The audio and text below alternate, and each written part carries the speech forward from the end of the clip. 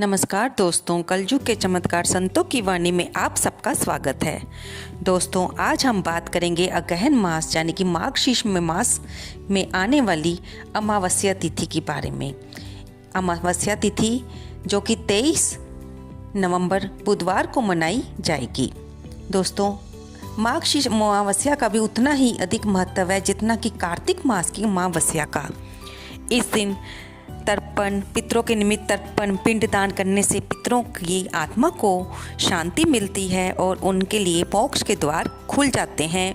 वे उत्तम गति को प्राप्त होते हैं। अमावस्या के दिन व्रत रखने की भी बहुत महानता मानी गई है।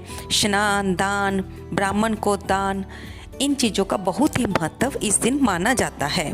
अमावस्या के दिन भगवान श्री कृष्ण की भी पूजा की जाती है और पीपल के पेड़ की पटवारी की भी पूजा की जाती है। आइए जानें अमावस्या के बारे में जो कथा आती है जिससे हमें अमावस्या तिथि के महत्व का पता चलता है। बहुत समय पहले की बात है। एक गांव में एक साहूकार रहता था जिसके 7 पुत्र और 7 बहुएं थी और एक बेटी थी। एक योगी उनके घर रोज भिक्षा लेने आता था। योगी बहुओं से तो भिक्षा ले लेता, लेकिन जब कभी किसी दिन बेटी साहूकार की भिक्षा देने जाती तो योगी उसके हाथ से भिक्षा ग्रहण नहीं करता था और उसे देखकर कहता कि तेरे भाग्य में तो सुहाग की जगह दुहाग लिखा है। बेटी को बात तो ना समझ आती, लेकिन बाद में वह अंदर जाकर रोने लग जाती। एक दिन उसकी माँ ने जब उसे रोते देखा तो उससे पूछा कि क्यों रो रही हो। तब बेटी ने बताया कि जोगी मेरे साथ ऐसा करते हैं और मुझे बहुत महसूस होता है, वे मेरे को ऐसा क्यों बोलते हैं। तब साहूकारनी ने कहा कि कल तुम जोगी को भिक्षा देने जाना और मैं दरवाजे के पीछे से छुप कर सुनूंगी कि वो क्या कह रहे हैं। अगले दिन जब जोगी भिक्षा लेने आए तो साहूकार की बेटी भिक्षा देने गई तो जोगी ने फिर वही बात कही कि तेरे भाग्य में तो सुहाग की जगह दुहाग लिखा है।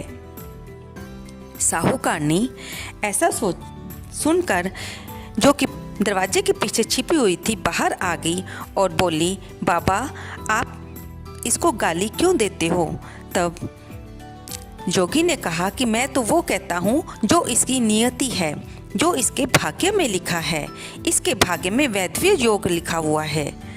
तब साहूकारनी चिंता में पड़ गई और कहा, बाबा जब आपको इतना ज़्यादा पता है तो कृपया मुझे बताइए कि इसके दुहाग को सुहाग में कैसे बदलूं।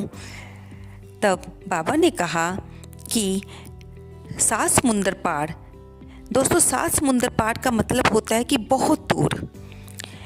एक सोना नाम की धोबन रहती है जो कि अमावस्या का व्रत बड़ी श्रद्धा से करती है। यदि वो अपने अब तक के रखे गए अमावस्या के व्रतों का फल तुम्हारी बेटी को देने के लिए तैयार हो जाए तो उसके भाग्य में दुहाग का योग सुहाग में बदल जाएगा। साहूकारनी जब योगी बाबा से ये बात सुनती है तो वह अपनी बेटी के लिए सोना धोबन के पास जाने का निश्चय करती है।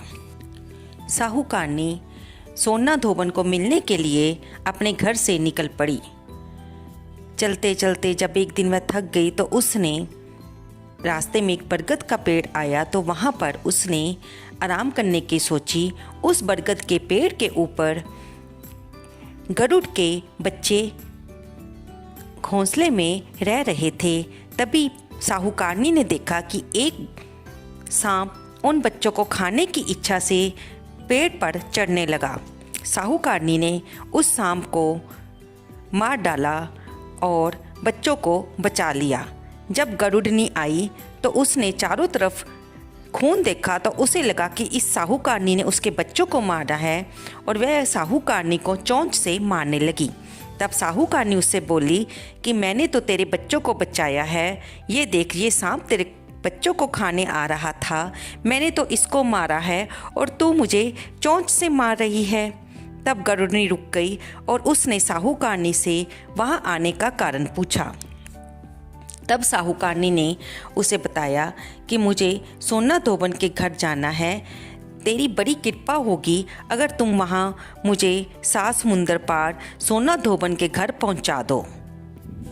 गरुड़नी ने साहूकारनी की बात मान ली और उसने उसे 7 समुंदर पार सोना धोबन के गांव में पहुंचा दिया।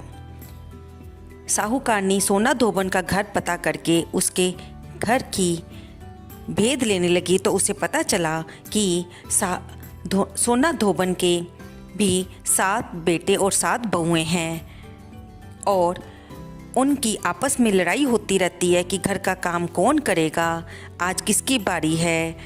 तो इस तरह से जब साहूकारनी को पता चला और उसके मन में ये भी विचार था कि वह सोना धोबन को अपनी बेटी का भाग्य बदलने के लिए कैसे तैयार करे। अब जब उसे घर का भेद पता चला तो सोना धोबन के घर वह सुबह अंधेरे में ही उसके घर जाकर उसका सारा काम कर आती और उजाला होने से पहले ही वापस आ जाती। कुछ दिन ऐसे ही चला तो सोना धोबन को शक हुआ कि आजकल बहुओं में भी लड़ाई नहीं हो रही और सारा घर का काम किया हुआ होता है। तब उसने अपनी बहुओं से पूछा कि ये काम तुम अब पहले से भी अच्छी तरह से करने लग गई हो, क्या बात है। बहुएं जो कि एक दूसरे से ये पूछती ही नहीं थी कि कहीं उनका भेद ना खुल जाए कि उसने काम नहीं किया है, उन्होंने अपनी सास को कहा, सासू माँ हम मिलजुल कर ही काम कर लेती हैं। लेकिन सोना धोबन को उनकी बातों पर विश्वास नहीं आया। उसने अब रात को जागकर पहरेदारी करने की सोची। आधी रात बीती थी, उसने देखा कि उसकी चारदीवारी को फांद कर कोई घर में आ रहा है और उसके घर का सारा काम कर रहा है। वह और कोई नहीं साहूकारनी ही थी। 1-2 दिन तक सोना धोबन ने ऐसा ही देखा। तब कुछ दिनों बाद उसने साहूकारनी को जाते समय पकड़ लिया और उससे पूछा कि तुम मेरे घर का काम क्यों कर रही हो, तुम कौन हो, यहाँ पर क्यों आई हो, इस गांव की तो नहीं लगती। तब साहूकारनी ने सोना धोबन को बात बताने के लिए कहा कि पहले मुझे आप वचन दो, फिर मैं आपको सारी बात बताऊंगी। सोना धोबन ने उसे वचन दिया और फिर साहूकारनी ने उसे सारी बात बताई कि किस प्रकार जोगी ने अपनी उसकी बेटी का दुर्भाग्य को सौभाग्य में बदलने के लिए सोना धोबन के पास साहूकारनी को भेजा है और वह 7 समुंदर पार से आई है। तब उसने सोना धोबन से प्रार्थना की कि वह उसकी बेटी के दुर्भाग्य को सौभाग्य में बदल दे और उसके साथ चले। सोना धोबन ने क्योंकि सोना धोबन उसे वचन दे चुकी थी, इसलिए वह साहूकारनी के साथ उसके घर आने को तैयार हो गई और उसने अपनी बहुओं से कहा कि अगर तुम्हारे पिताजी को कुछ हो जाए तो उसे तेल के कुप्पे में रख देना, उसकी अंतिम क्रिया मत करना और मेरे आने का इंतज़ार करना। मैं इस साहूकारनी के साथ जा रही हूँ। अब वह साहूकारनी के साथ चल पड़ी। जब वह साहूकारनी के घर पहुँचे तो साहूकारनी ने अपनी बेटी का रिश्ता तय किया और सोना धोबन को कच्चा सूत, कलेवा, नारियल, कच्चा दूध दिया।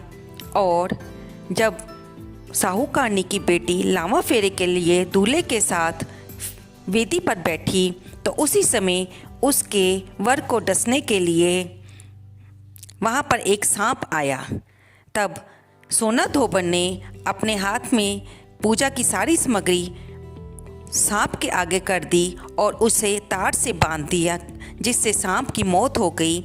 और सोना धोबन ने इसके बाद अपने अब तक के रखे हुए अमावस्या के व्रत के सारे फल उस साहूकारनी की बेटी के पति को दे दिए और जिससे उसका सौभाग्य बन गया, यानी कि दुर्भाग्य सौभाग्य में बदल गया। साहूकारनी ने कहा कि अब तक मैंने जो अमावस्या के व्रत रखे हैं उसके सारे फल मैं इस बेटी के पति को देती हूँ ताकि इसका सौभाग्य बना रहे, लेकिन इसके बाद मैं जो व्रत रखूँगी उसका फल मेरे पति और मेरे बेटों को जाएगा। शादी के बाद जब सोना धोबन घर वापस जाने लगी तो साहूकार की पत्नी ने उसे कच्चा सूत और सुहाग की सामग्री दी और सोना धोबन उसे लेकर चल दी। चलते चलते रास्ते में अमावस्या का व्रत पड़ा और उस दिन सोमावती अमावस्या थी। तो रास्ते में सोना धोबन ने अपनी दी हुई सामग्री जो उसके पास थी उससे पीपल की पूजा की, उसकी 108 बार परिक्रमा की और व्रत रखा। इसके बाद वह वापस अपने घर की तरफ चल दी। जब वह घर पहुंची तो उसे पता चला कि उसके पति की मौत हो चुकी थी और उसके कहे अनुसार उसके बेटों ने उसके पति के शरीर को संभाल कर रखा था। तब वह अपनी पति के पास गई और उसने जो रास्ते में अमावस्या का व्रत रखा था उसका फल अपने पति को दिया, जिससे उसका पति जीवित हो उठा।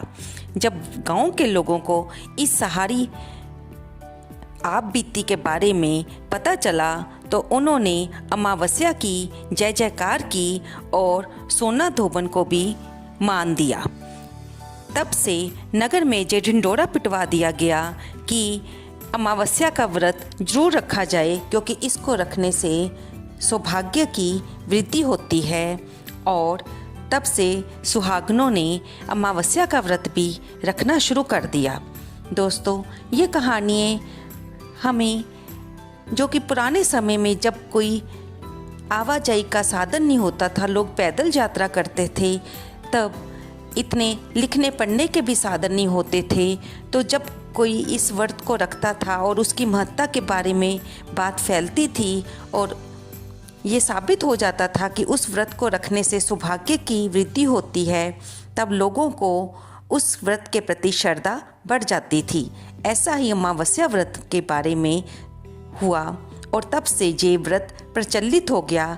आज भी बहुत से लोग श्रद्धा और विश्वास के साथ अमावस्या व्रत को रखते हैं, पितरों के निमित्त दान देते हैं, पीपल पथवारी की पूजा करते हैं, भगवान विष्णु भगवान कृष्ण की पूजा करते हैं और यथाशक्ति अगर आप चाहें आप भी ये व्रत रख सकते हैं। दोस्तों, आपको ये कहानी कैसी लगी? कृपया इसे लाइक करें, शेयर करें और कमेंट करें। धन्यवाद दोस्तों।